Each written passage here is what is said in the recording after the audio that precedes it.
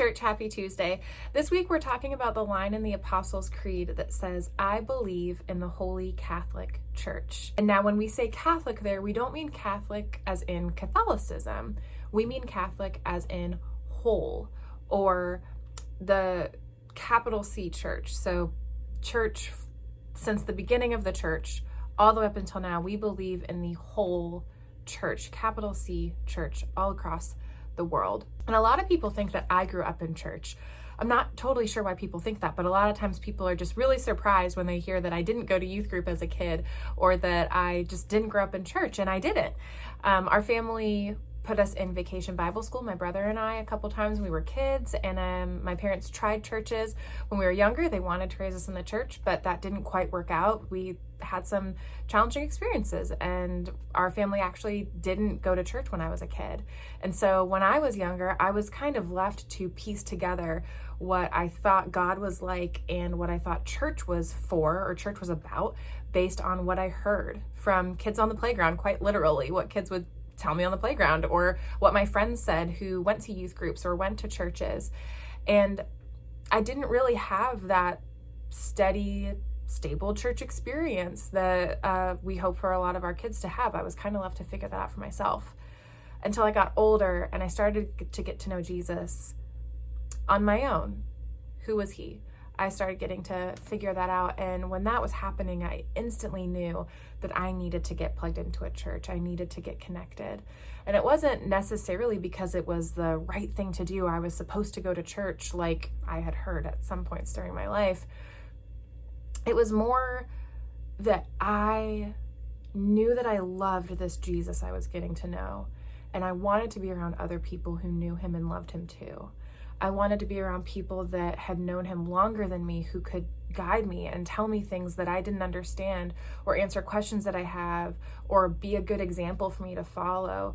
I wanted to be around people my age who I could be friends with and who we could live our lives in a way that matched what I was reading in this Bible. I wanted to be able to go somewhere on Sunday morning where I could rest and breathe in and feel that special connection that comes in a moment of worship. I wanted those deeper connections.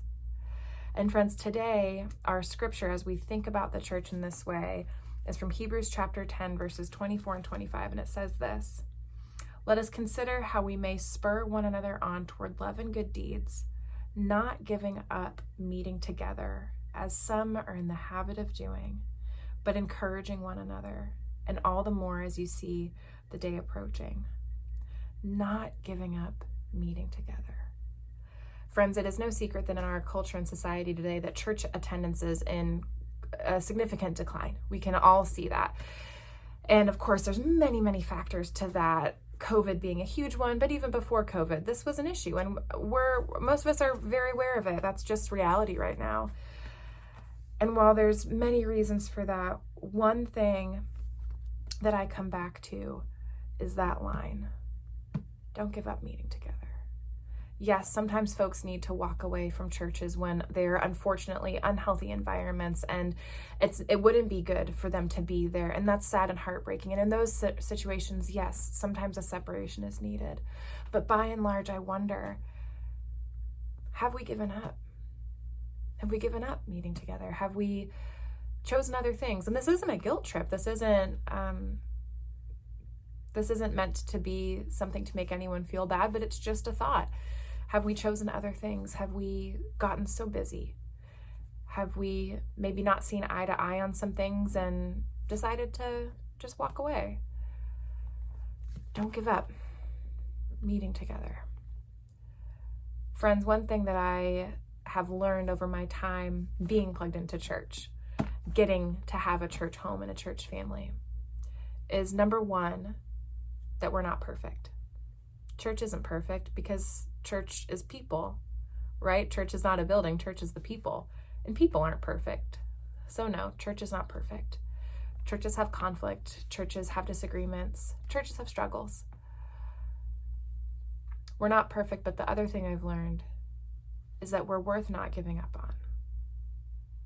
See, I didn't have the youth group experience that we hope to give our kids. I didn't have a Sunday school teacher or a kids church pastor or a kids church director like we have here. Someone who was encouraging and loving and told me God loved me. I had different stories and different experiences as a kid. But what I have now is what I am proud of. What I have now is a second home, a second family. I have folks that have been at this longer than me that I look up to, and I can say I am proud to have as role models. I have people I can go to when things get tough, and I know that they are there to support me and pray with me.